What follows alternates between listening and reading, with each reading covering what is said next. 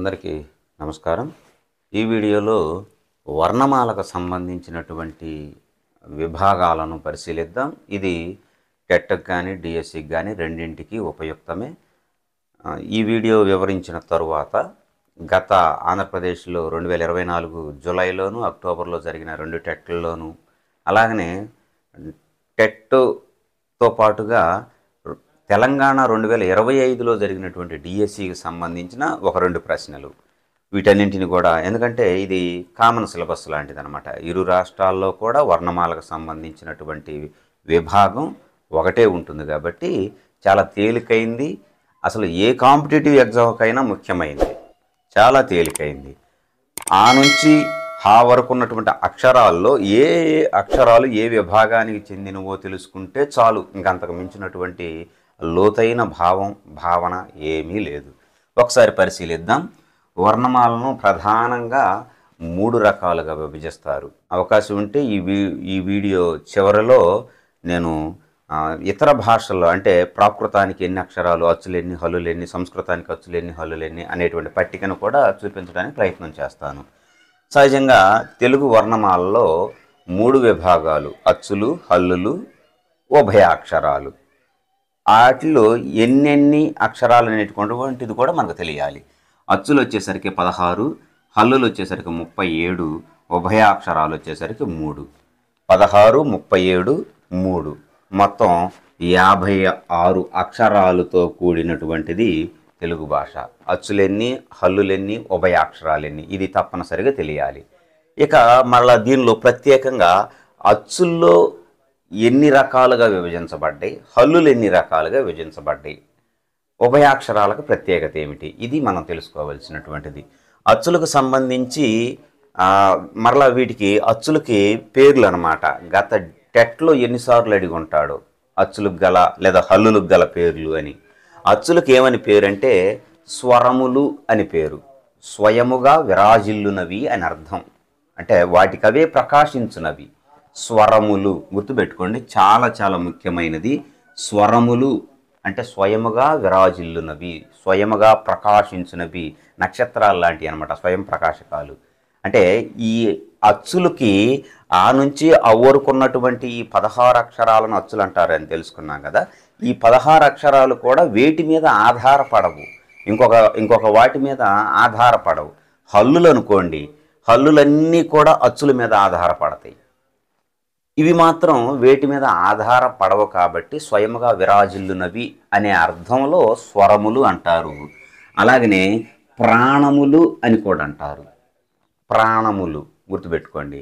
ఇవి వచ్చేసరికి ప్రాణులు, ఇవి ప్రాణములు. అంటే ప్రాణములు అని ఎందుకు అంటారంటే హల్లులు పలకటానికి, ఒక హల్లు తయారవటానికి దానిలో ప్రతి హల్లులో అచ్చు ఉంటుంది కాబట్టి అది ప్రాణముతో సమానం, ప్రాణము అని అర్థం. ఉదాహరణకి క్ అని రాసామనుకోండి, అది హల్లు, అది సంపూర్ణ అక్షరం కాలేదు. దానికి ఏదైనా ఒక అచ్చు జోడిస్తే, ఒక అచ్చు కలిస్తే అప్పుడు కా అవుతుంది, ఒక అచ్చు కలిస్తే అప్పుడు దీర్ఘమవుతుంది, ఒక అచ్చు కలిస్తే అప్పుడు కీ అవుతుంది. కాబట్టి ప్రతి అక్షరానికి, ప్రతి హల్లుకు ప్రాణము అచ్చులు కాబట్టి అచ్చులకి ప్రాణములు అని పేరు. ఆ ప్రాణము కలిగి ఉన్నవి ఇవి కాబట్టి వీటికి ప్రాణులు అని పేరు. ప్రాణి వేరు, ప్రాణము వేరు. మనిషి ప్రాణి, మనిషిని జీవింపచేసేది ప్రాణం. అట్లా అచ్చులు ప్రాణములు, హల్లులు ప్రాణులు. వీటికి స్వరములు అని పేరు, స్వయముగా విరాజిల్లునవని చెప్పుకున్నాం. ఇక ఆ నుంచి అవ్వరుకున్నటువంటి ఈ అక్షరాలలో మరలా కొన్ని విభాగాలుగా విభజించబడినవి నేను ఇక్కడ రాశాను. సుమారుగా ఒక 13 విభాగాలుగా రాశాను. వివరించిన తర్వాత అక్షరాలు ఏమేమిటి అనేది నేను అటుపక్క రాసి మీకు చెప్తాను. ప్రధానమైనటువంటి ఏంటంటే హ్రస్వాలు, దీర్ఘములు. హ్రస్వములు, దీర్ఘములు. హ్రస్వాలు అన్న హ్రస్వములు అన్న ఒకటే. గ్రాంధికమైతే హ్రస్వములు అంటారు, ఆధునికమైతేనేమో హ్రస్వాలు అంటారు. హ్రస్వము అంటే పొట్టి అని అర్థం, దీర్ఘం అంటే పొడవు, హ్రస్వం అంటే పొట్టి. మనకి వ్యాకరణ పరిభాషలో చెప్పుకోవాలంటే ఏకమాత్రా కాలములో అంటే ఒక మాత్రా కాలంలో ఉచ్చరించబడేటువంటి వాటిని హ్రస్వాలు అంటారు. ఏకమాత్రా కాలంలో ఉచ్చరించబడినవి. ఇంతకీ మాత్ర అంటే ఎంత సమయం అంటే కనురెప్పపాటు సమయం అని అర్థం. కనురెప్పపాటు సమయాన్ని మాత్రాకాలం అంటారు. అంటే ఒక కనురెప్పట్ల మూసి తెరచడానికి ఎంత సమయం పడుతుందో ఆ సమయాన్ని, కనురెప్పపాటు సమయాన్ని మాత్ర అంటారు. అచ్చుల్లో హ్రస్వాలు దీర్ఘాలు అని చెప్పుకున్నాం కదా. హ్రస్వాలన్నీ కూడా ఒక కనురెప్పపాటు సమయం అంటే ఒక మాత్రా కాలంలో పలికేటువంటివన్నీ కూడా హ్రస్వాలు, ఆ హ్రస్వము. అదే దీర్ఘం అయితే 2 మాత్రల కాలంలో పలుకుబడేటువంటివి, 2 లేదా 3 మాత్రల కాలంలో పలికేటువంటి అచ్చులను దీర్ఘాచ్చులు అంటారు. హ్రస్వాచ్చులు, దీర్ఘాచ్చులు. ఉదాహరణకి ఆ హ్రస్వము, ఆ దీర్ఘము, ఈ హ్రస్వము దీర్ఘము, ఊ హ్రస్వము, రు హ్రస్వము, లు హ్రస్వము. ఇక్కడ మనకి తెలుగు భాషలో 56 అక్షరాలు అన్నప్పుడు లూలును కూడా గుర్తుంచుకోవాలి. అక్ష అనేటువంటి అక్షరం తెలుగు భాషలో లేదు, బండిరావు ఉంది, అక్ష లేదు. అక్ష అనే దాన్ని సంయుక్తాక్షరంగా భావిస్తారు.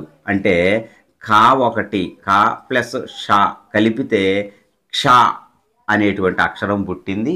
2 హల్లులు కలవడం వల్ల పుట్టింది కాబట్టి క్ష అనేటువంటిది సంయుక్తాక్షరంగా భావిస్తారు.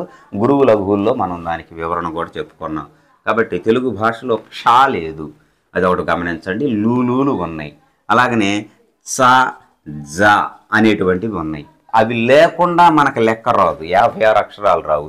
ఈ రెండింటిని తీసేసి చ, ఛ, స అనేటువంటి వాటిని తీసేస్తే మనకు లెక్క రాదు. అందువల్ల మనం సంఖ్య ఎంత అన్నప్పుడు వాటిని గమనించాల్సిందే. కాబట్టి చూడండి ఒకసారి, ఇవి నేను సున్నా జుట్టేవన్నీ కూడా హ్రస్వాలు. ఇది పెద్ద సమస్య ఏం కాదు దీన్ని గుర్తుపట్టడం. ఏ హ్రస్వమే, ఏకమాత్రా కాలం.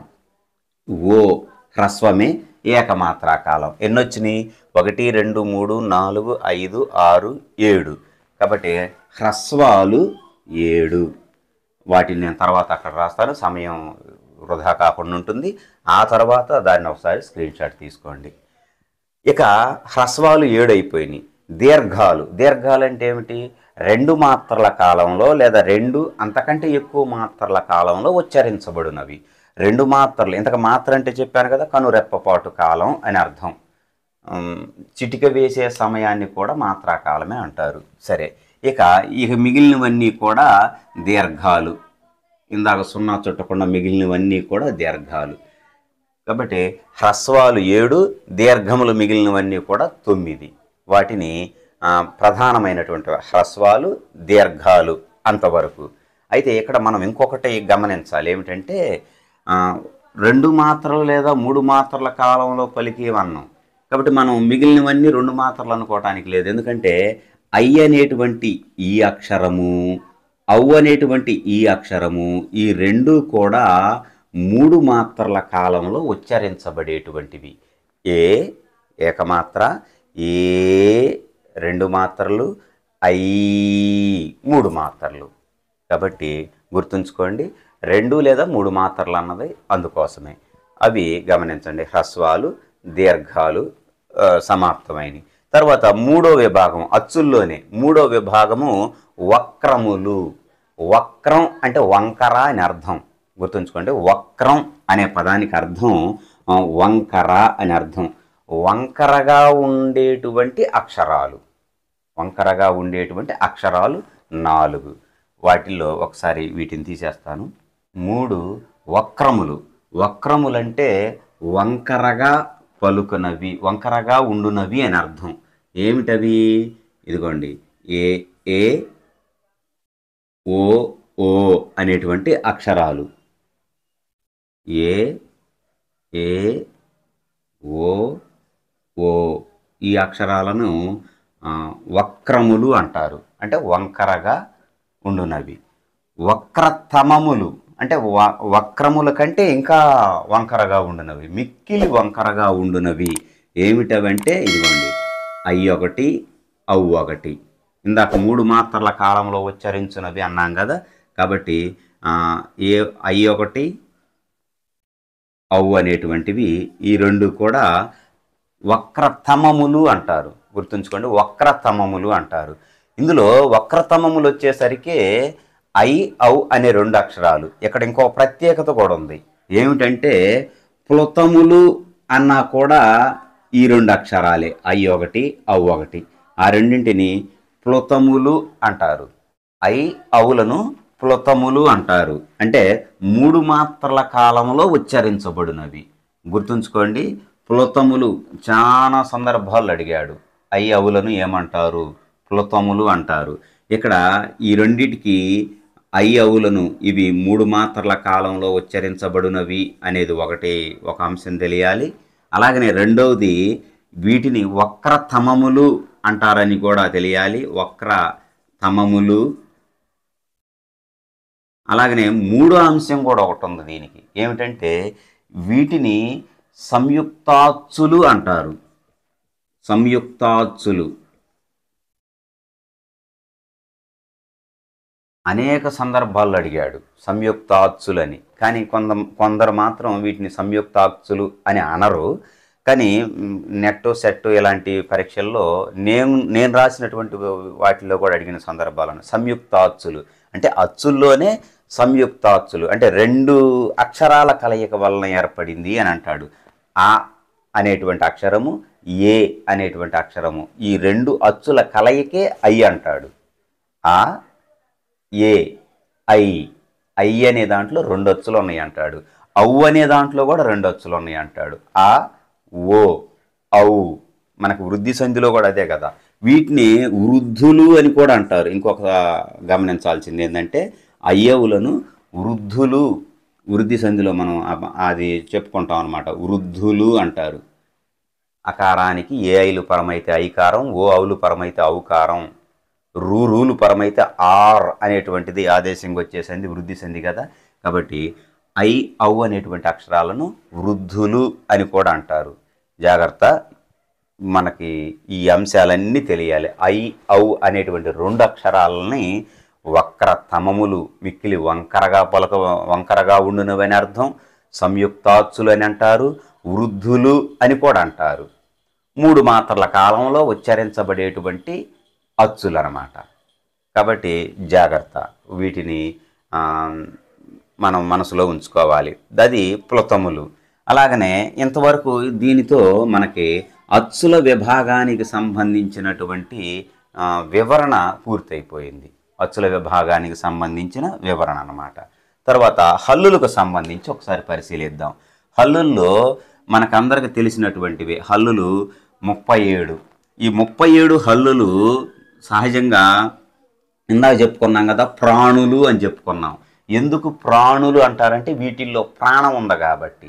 ఆ ప్రాణం ఏమిటి? ఇదనమాట అచ్చులు. ప్రాణం కలిగినవి ప్రాణులు. ప్రాణమేమో అచ్చులు, ప్రాణం లేనటువంటివి అన్నమాట. ప్రాణం లేనటువంటి వాటికి ప్రాణం వచ్చింది కాబట్టి ప్రాణులు అయినాయి. గుర్తుపెట్టుకోండి, ప్రాణులు. ఈ ప్రాణులు అని వీటిని ఎందుకు అంటారంటే వాటి లోపల ప్రాణం ఉంది. ఆ లోపల ప్రాణమే అచ్చులు. ఆ విధంగా గుర్తుంచుకోండి. చాలా చాలా ముఖ్యమైనది వ్యంజనములు అని కూడా అంటారు. హల్లులకు గల మరి ఒక పేరు వ్యంజనములు. అచ్చులకేమో స్వరములు, హల్లులకేమో వ్యంజనములు.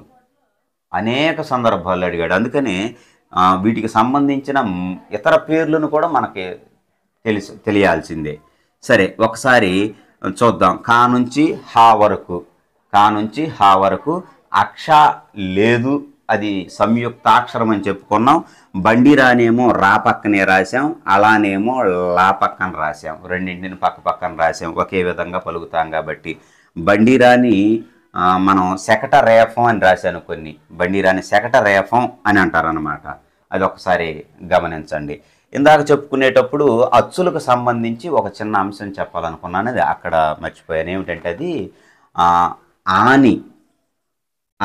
హ్రస్వ అకారం, దీర్ఘం కాదు, హ్రస్వ అకారాన్ని అత్తు అంటారు. అత్వ సంధిలో మనం చెప్పుకున్నాం. గతంలో టెట్లో కొన్ని సందర్భాల్లో అడిగాడు, మన గత టెట్లోనే అడిగాడు. అత్తు. ఈని ఇత్తు అంటారు, ఊని ఉత్తు అంటారు. ఏ ఊని?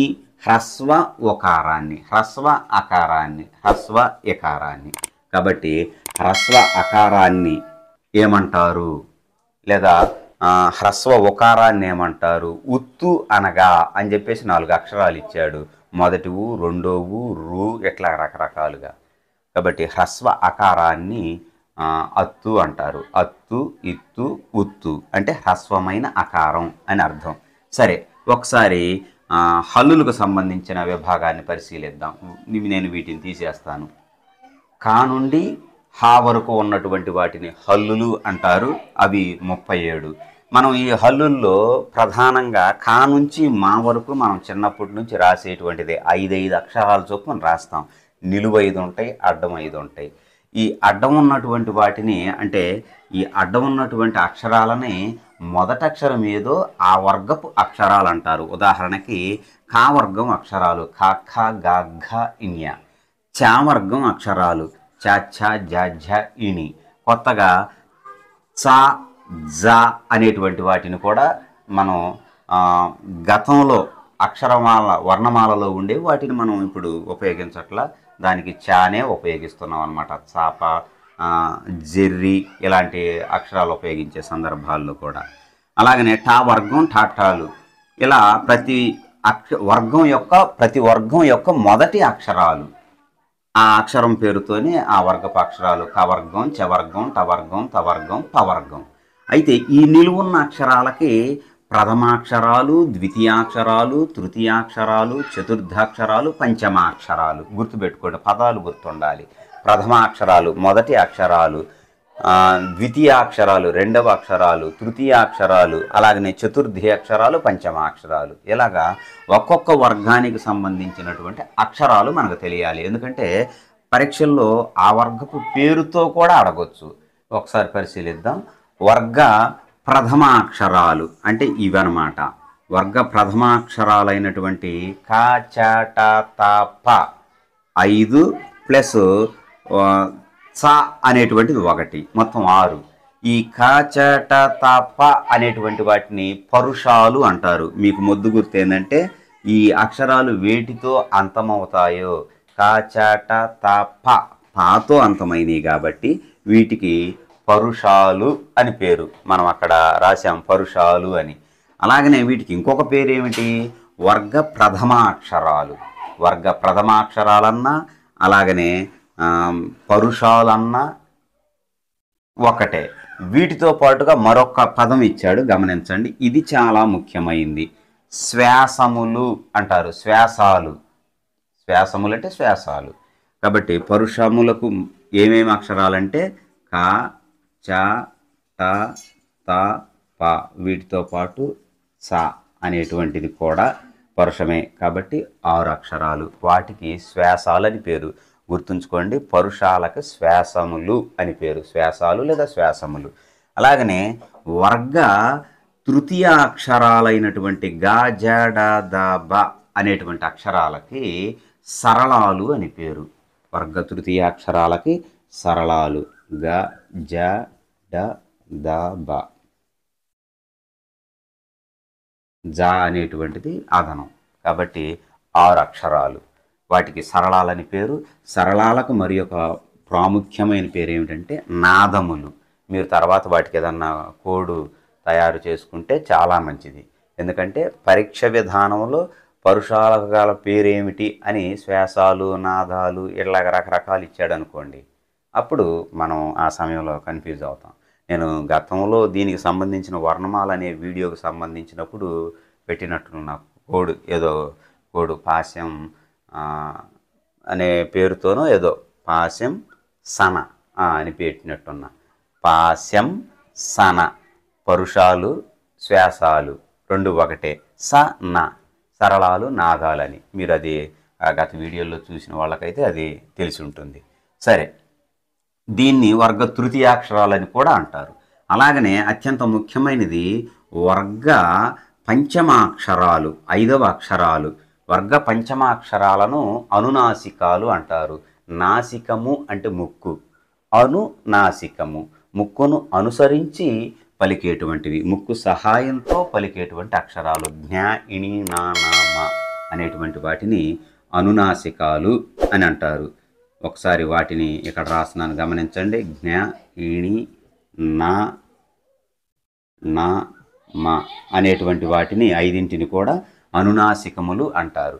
అయితే అనునాసికముల కంటే ముందు స్థిరములని ఎందుకు రాశానంటే ఈ యొక్క వర్గ ప్రథమాక్షరాలు తృతీయాక్షరాలు ఈ రెండు కాకుండా మిగిలినటువంటి హల్లులన్నింటిని కలిపి, అంటే మిగిలినవి ఏమేమిటి, వర్గ ద్వితీయాక్షరాలు ఉన్నాయి, చతుర్థాక్షరాలు ఉన్నాయి, పంచమాక్షరాలు ఉన్నాయి, యా నుంచి హా వరకు ఉన్నాయి. వాటన్నింటిని కలిపి స్థిరములు అంటారు. అవి 25. గుర్తుపెట్టుకోండి. స్థిరములు అనే దానికి నిర్వచనం ఏమి ఇవ్వచ్చు అంటే పరుష సరళములు కాక మిగిలినవి. పరుష సరళములు కాక మిగిలిన అక్షరాలను స్థిరములు అంటారు. ఎలాంటి వ్యాకరణం ప్రభావానికి లోను కాక స్థిరముగా ఉండేటువంటివి అంటారు, మార్పు చెందనివి, వాటిని స్థిరములు అంటారు. గుర్తుపెట్టుకోండి. పరుష సరళములు కాక మిగిలినటువంటి హల్లులను స్థిరములు అంటారు.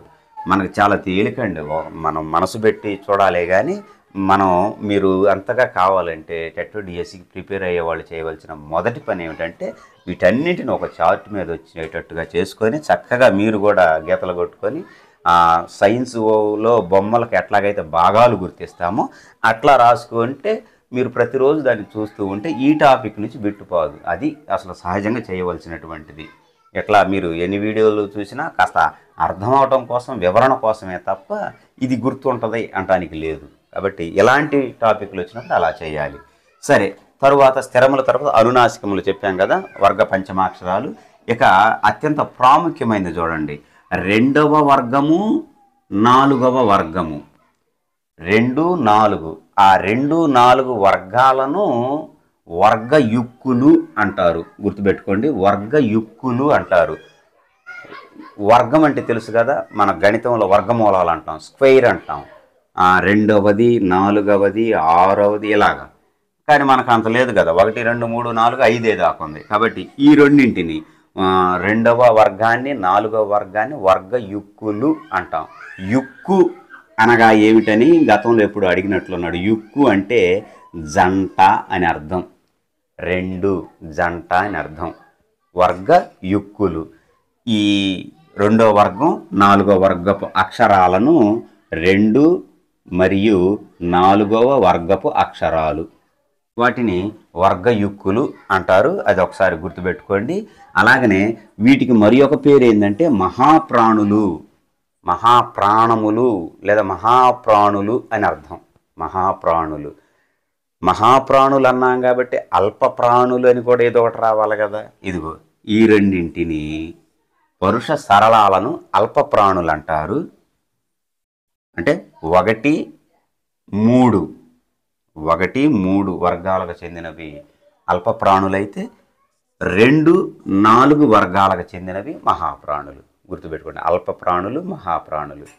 ఈ రెండింటిని కలిపి అల్ప ప్రాణులు, పరుష సరళాలను కలిపి అల్ప ప్రాణులు, వర్గయుక్కులనేమో మహాప్రాణులు. అది ఒకసారి గమనించండి.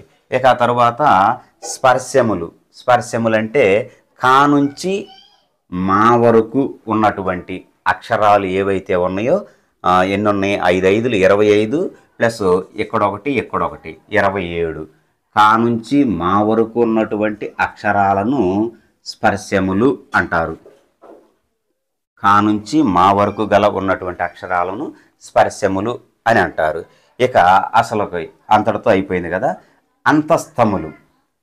అంతస్తములు అంటే ఇదిగోండి, యా వా రా లా, యా రా లా వా, బండిరా అలాగనే లా, యా రా లా వా అని గుర్తుపెట్టుకుంటే రాతో పాటుగా బండిరా, లాతో పాటుగా లా, వీటిని అంతస్తములు అని అంటారు. మొత్తం 6, యా రా బండిరా లా అళ వా, వాటిని అంతస్తములు అని అంటారు. గుర్తుంచుకోండి, అంతస్తములు అనగా ఏమిటంటే మనకి స్పర్శములకు ఊష్మములకు మధ్యన ఉండేవి అంతస్తములు. ఇవి స్పర్శములు అన్నాం కదా, కా నుంచి మా వరకు స్పర్శములు. అలాగనే ఇదిగో వీటిని ఊష్మములు అంటారు. శేష సాహ అనేటువంటి ఊష్మము. ఊష్మము అంటే ఊది పలకటం, పాంబోసు కొట్టినట్లుగా అనమాట. ఈ అక్షరాలు పలికేటప్పుడు ఊది పలుకుతాం. శ అన్నప్పుడు గాలిని బయటకు వదులుతాం కదా, శ ష స హ అన్నప్పుడు ఊది పలుకుతాం కాబట్టి ఊది పలుకునవి ఊష్మములు. శ ష స హ అనేటువంటి 4 అక్షరాలను ఊష్మములు అంటారు. ఊష్మములకు స్పర్శములకు మధ్య ఉన్న అక్షరాలు ఏమిటి అన్నాడు అనుకోండి. అంటే ఇప్పుడు జరుగుతున్నంత విధానం అదే కదా. కాస్త లోతుగా అడగాలనుకున్నప్పుడు అడుదిప్పి ఇడిదిప్పి అదే ప్రశ్న అలా అడుగుతాడు. కాబట్టి స్పర్శములకు కా నుంచి మా వరకు స్పర్శములకు ఊష్మములకు మధ్యన ఉండేటువంటి అక్షరాలను ఏమంటారు అని ఆప్షన్లు ఇస్తాడనమాట. అనునాసికాలని, వర్గయుక్కులని, ఇట్లాగా 4-5 పేర్లు ఇస్తాడు. ఆ 4-5 పేర్లలో నాదములని, శ్వాసములని ఇస్తే మనం అయ్యేంటో ప్రత్యేకమైనవి కావాలనుకొని మనం వాటివైపు ఆలోచిస్తాం. కాబట్టి జాగ్రత్త. ఇది అక్షర విభాగానికి సంబంధించినటువంటి సాధారణ వివరణలు. అలాగనే మూడవది వచ్చేసరికి ఉభయాక్షరాలు. ఉభయాక్షరాలు వచ్చేసరికి 3 అక్షరాలు: 0, అర 0, విసర్గ. వీటి నుంచి కూడా అడిగిన సందర్భాలు ఉన్నాయి. 0, అర 0, విసర్గను ఏమంటాం, ఏమి ఉంటాయి అందులో ప్రశ్నలని అనుకోవటానికి లేదు. ఏమిటంటే 0కు గల పేర్లు పూర్ణానుస్వారము. పూర్ణానుస్వారము పూర్తి నిండు 0 అని అర్థం, పూర్ణానుస్వారము. మరి అర 0కు అర్ధానుస్వారము. పూర్ణానుస్వారము, అర్ధానుస్వారము. 0కి పూర్ణ బిందువు అని పేరు. 0కి పూర్ణ బిందువు అని పేరు. అర 0కి ఆఫ్ అనమాట, అర్ధ బిందువు అని పేరు. అర 0కు గల మరొక పేరు చాలా ప్రత్యేకమైనది, ఖండ బిందువు. ఖండ బిందువు అని పేరు. అర 0ని ఖండ బిందువు అంటారు. పూర్ణ బిందువు అంటేనేమో 0, ఖండ బిందువు అన్న, అర్ధ బిందువు అన్న అర 0.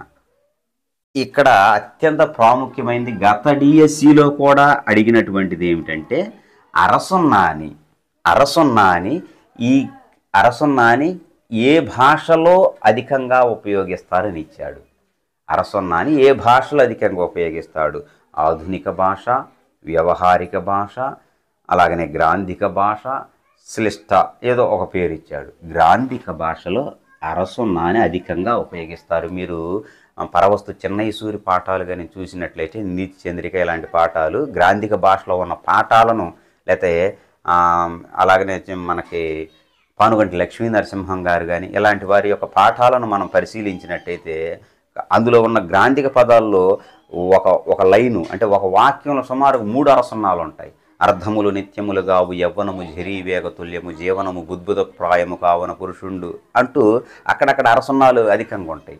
అర 0లు ఎందుకు వస్తాయి అనేటువంటిది మళ్ళీ అదొక సంధుల్లో వచ్చేటువంటి టాపిక్. పరుషాలు సరళాలుగా మారేటప్పుడు, ఇలాగ కజడ దెబ్బలు అయ్యేటప్పుడు సరే.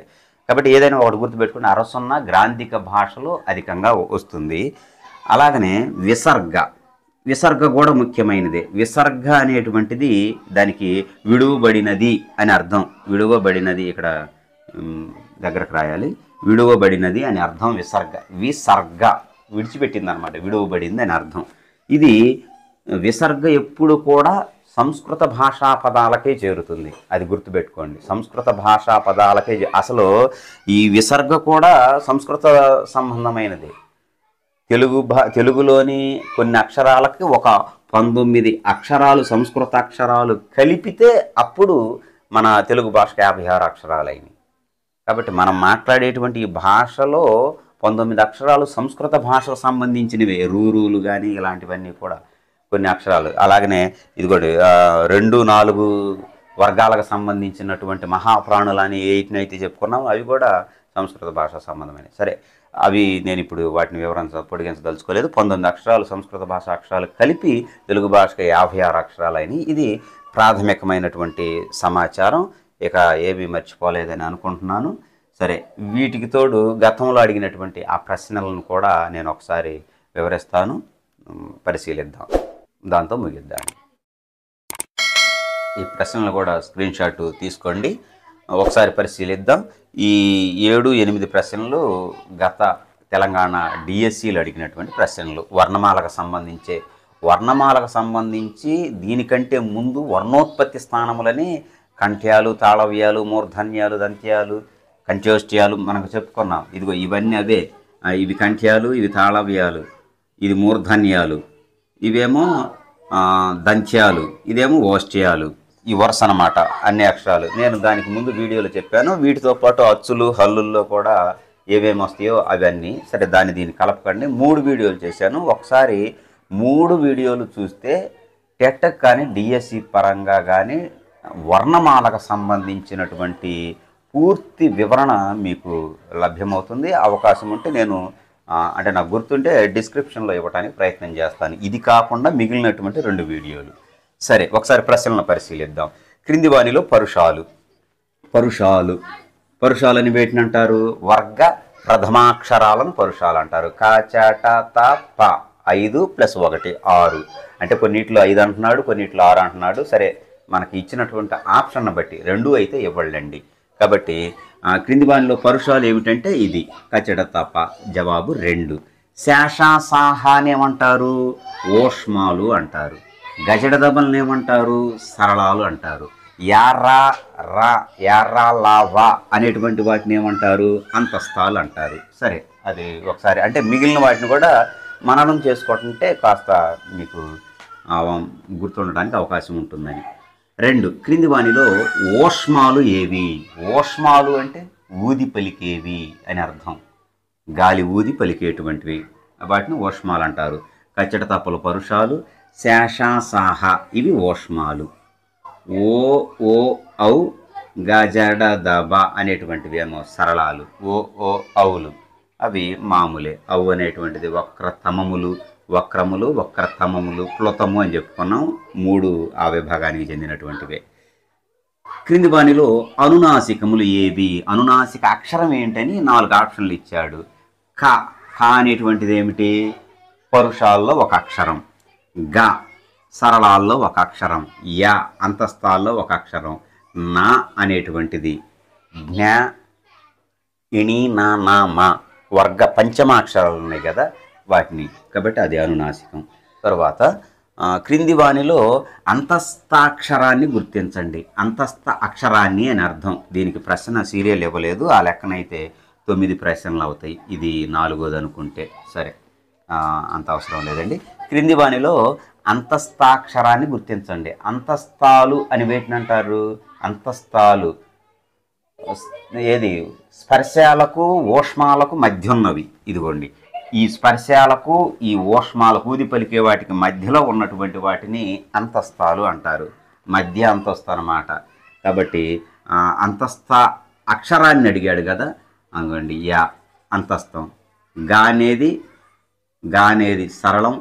మా అనేటువంటిది జ్ఞా, ఇణి, నా, నా, మా అనేటువంటిది అనునాసికం. కా అనేటువంటిది పరుషం. కాబట్టి యా జవాబు. కచ్చట తప అనే అక్షరాలు తేలిగ్గానే ఉంటాయండి. ఇవన్నీ కొన్ని ఈ మధ్య కాస్త లోతు పెంచుతున్నాడు అంతే. మరి కాంపిటేటివ్ అవడం వల్ల ఏదో తెలియదు. కానీ కచ్చట తప అనేటువంటివి ఏమిటి చూడంగానే చెప్పేయచ్చు. పరుషాలు. గుర్తేంది? కచ్చట తప. పాతో ఎండయినాయి కాబట్టి పాతో ఎండయి పరుషాలు. సరే, ఓష్మాలు తెలుసుకున్నాం. ఊది పలికేవి శేష, సాహ. సరళములు గజడ దబలు. స్థిరములు అంటే ఏంటి? ఇది గమనించండి. స్థిరములు అంటే ఏమిటి? పరుష సరళాలు కాకుండా, ఇదిగోండి పరుషాలు, సరళాలు పరుష సరళాలు కాకుండా మిగిలినటువంటి హల్లులన్నింటినీ మార్పు, వ్యాకరణాది కార్యములకు మార్పు చెందనివి, స్థిరంగా ఉండేవి ఇవన్నమాట. కాబట్టి అవి స్థిరములు. సరే, తర్వాత అచ్చులను ఇలా కూడా పిలుస్తారు. మంచి ప్రశ్న. ఈ విధానంలో చదువుకోండి ప్రిపేర్ అయ్యేటప్పుడు. పరుషాలు అంటే ఏంటి, సరళాలు అంటే ఏంటి, ఓష్మాలు అంటే ఏంటి అందరూ రాస్తారు. అచ్చులను ఇలా కూడా పిలుస్తారు అని అడిగాడు. అచ్చులను ఇలా కూడా పిలుస్తారు. స్వరాలు, వ్యంజనాలు, నాదాలు, స్పర్శాలు. స్వరాలు స్వయముగా రాజిల్లునవి, అంటే స్వయంగా ప్రకాశించునవి అచ్చులు. వాటికి ఇంకొక పేరు ఏం చెప్పాం? ప్రాణాలు అని చెప్పాం. అవి స్వయం వాడి ఏటి మీద ఆధారపడవు. కాబట్టి స్వరాలు వీధి. మరి హల్లులకి ఏమని పేరు? ఇవి స్వరాలైతే అవి వ్యంజనాలు. అచ్చులు స్వరాలు, హల్లులు వ్యంజనాలు. అచ్చులకి ప్రాణాలని పేరు, ప్రాణులని పేరు. మరి నాదాలేంటి? ఇందాక చెప్పుకున్నాం కదా, పాశం, పాశం, సన అని చెప్పుకున్నాం. పరుషాలను శ్వాసాలు అంటారు, సరళాలను నాదాలు అంటారు. కాబట్టి నాదాలు ఏమిటి అంటే సరళాలు, సరళాలను నాదాలు అంటారు. స్పర్శాలు, మంచి ప్రశ్న. స్పర్శాలు అంటే ఏమిటి? స్పర్శాలు అంటే కా నుంచి మా వరకు మాత్రమే ఉన్నవి స్పర్శాలు. గుర్తుపెట్టుకోండి, స్పర్శాలకి స్థిరాలకి కన్ఫ్యూజ్ కాకండి. స్థిరాలు స్థిరంగా ఉండే ఏంటి అంటే మొత్తం హల్లులన్నీ ఈ రెండు తప్ప, వర్గ ప్రథమ తృతీయ అక్షరాలు తప్ప మిగిలిన హల్లులన్నీ స్థిరాలు. స్పర్శాలంటే ఇదిగోండి, ఇది ఒక్కటే స్పర్శ, చతురస్రాకారంలో ఉండే పట్టిక మాత్రమే స్పర్శ.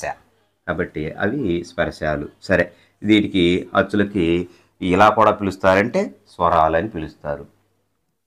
రెండు ఇచ్చాడు అనుకోండి, అచ్చులను ఇలా కూడా పిలుస్తారని స్వరాలు, వ్యంజనాలు, ప్రాణాలు, స్పర్శాలు అనిచ్చి మళ్ళీ కింద జతపరచడంలో ఆ ఈ ఆ అట్లా రెండు ఇచ్చినప్పుడు అవి ఇంకొంచెం లోతైన ప్రశ్నలు అవి కూడా అడగడానికి అవకాశం ఉంటుంది. విధానం గమనించండి.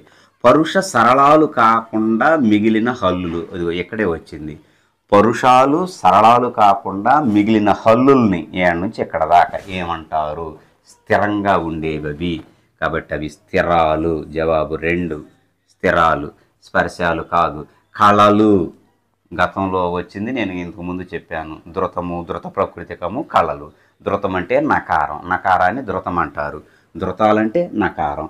ఈ నకారం దేని చివరైతే ఉంటుందో దాన్ని ధృత ప్రకృతికము అంటారు. సరళాదేశ సంధి, ధృత ప్రకృతిక సంధి అన్నా సరళాదేశ సంధి అన్నా ఒకటే. సరే, కళలు ధృత ప్రకృతికాలు లేనటువంటి పదాలన్నింటినీ కళలు అంటారు. క్రింది వానిలో మహాప్రాణాక్షర పదం ఏమిటి? తెలంగాణ డిఎస్సీలు అడిగినటువంటి ప్రశ్న 25లో. క్రింది వానిలో మహాప్రాణాక్షర పదం ఏమిటి? మహాప్రాణాలు అనేమంటారు. మహాప్రాణాలు ఇదిగోండి, ఈ ఒత్తున్న వాటిని మహాప్రాణాలు అంటారని చెప్పుకున్నాం. ఏమేమిటి? ఈ 2 అన్నమాట. వర్గ ద్వితీయ చతుర్థ అక్షరాలను ఈ రెండింటిని కలిపి మహాప్రాణాలు అంటారు. వర్గ ప్రథమ తృతీయ ఈ రెండింటిని కలిపి అల్ప ప్రాణులు. మహాప్రాణాక్షరాలు, అల్ప ప్రాణాక్షరాలు. మహాప్రాణులు, అల్ప ప్రాణులు గుర్తుపెట్టుకోండి. సరే, క్రింది వాటిలో మహాప్రాణాక్షర పదం అంటే ఒత్తు పదం ఏంది? మహాప్రాణం కాస్త గట్టిగా పలకగలిగినటువంటివి అన్నమాట. ఇవేమో తేలిగ్గా పలకగలిగినవి. క్రింది వాటిలో మహాప్రాణాక్షర పదం ఏమిటి? కష్టం, ఒత్తు అక్షరం లేదు. సుఖం, సుఖం మహాప్రాణం. ఆనందం, కలం. కాబట్టి జవాబు మహాప్రాణం, సుఖం అనేది. వర్గ యుక్కులు అనగా, మంచి ప్రశ్న, డిఎస్సి కాదు, వర్గ ఎడ్జెటివ్ వారికి అడిగినవే. వర్గ యుక్కులు అనగా, యుక్కు అంటే జత, అనునాసికాలు, అంతస్తాలు, అల్ప ప్రాణులు, మహాప్రాణులు. వర్గ యుక్కులు అనగా ఏమిటని చూడండి, ఎంత చక్కగా అడిగాడు. వర్గ యుక్కులు, యుక్కు అంటే 2 అని చెప్పాం. జత, జత అని అర్థం. యుక్కు అంటే జత. ఏమేంటి? 2వది 4వది స్క్వేర్లో ఉన్నాయి అన్నమాట. కాబట్టి వాటిని ఏమని అంటారు? వర్గయుక్కుల్ని. వర్గయుక్కులు అనగా అనునాసిక అక్షరాల అంటే అనునాసికాలు వర్గ పంచమాక్షరాలు, అంతస్తాల యారాలవ అనేటువంటివి అంతస్తాలు. అల్ప ప్రాణులు, మహాప్రాణులు చాలా చక్కగా ఇచ్చాడు. అల్ప ప్రాణులు వచ్చేసరికేనేమో వర్గ ప్రథమ తృతీయ కచడతపలు, గజడతపలు, పరుషాలు, సరళాలు, వాటిని అల్ప ప్రాణులు అంటారు. మహాప్రాణాక్షరాలు, మహాప్రాణులు అంటారు వీటిని. వర్గయుక్కులను వీటిని మహాప్రాణులు అంటారు. దానిపైన ప్రశ్న కూడా వచ్చింది మనకి. సరే, ఇవి మనకి ఇచ్చినటువంటి ఇంకొన్ని ఇచ్చాడులే కానీ అవి ఇంకా తేలిగ్గా ఉండేటువంటివి. వాటిని నేను మీ సమయం దండగవుతుందని వాటిని వివరించడం లేదు.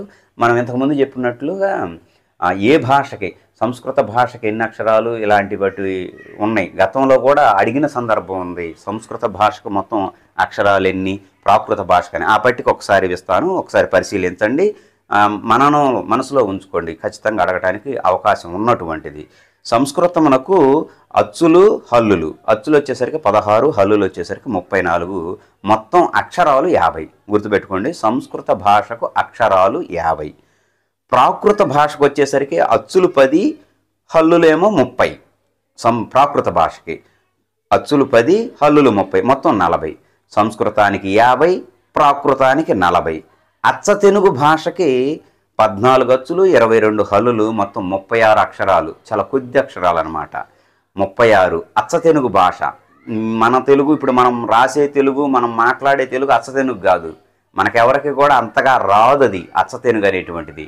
మనంతా సంస్కృత భూయిష్టమైనటువంటి, అంటే సంస్కృతం మేళవించినటువంటి భాష కాబట్టి అచ్చ తెలుగుకి వచ్చేసరికి 14, 22, 36 అక్షరాలు. తెలుగు భాషకు వచ్చేసరికి ఇప్పుడు దాకా చెప్పుకున్నాయి, 16 ఏమో అచ్చులు, 37 ఏమో హల్లులు, 3 ఏమో ఉభయ అక్షరాలు, మొత్తం 56 అక్షరాలు. ఇవి మనం మాట్లాడుకునేటువంటి ఇప్పుడు తెలుగుకు ఉన్నటువంటి అక్షరాలు. కాబట్టి ఇప్పుడు నేను మీకు చూపించినటువంటి పట్టికను ఒకసారి పరిశీలించండి.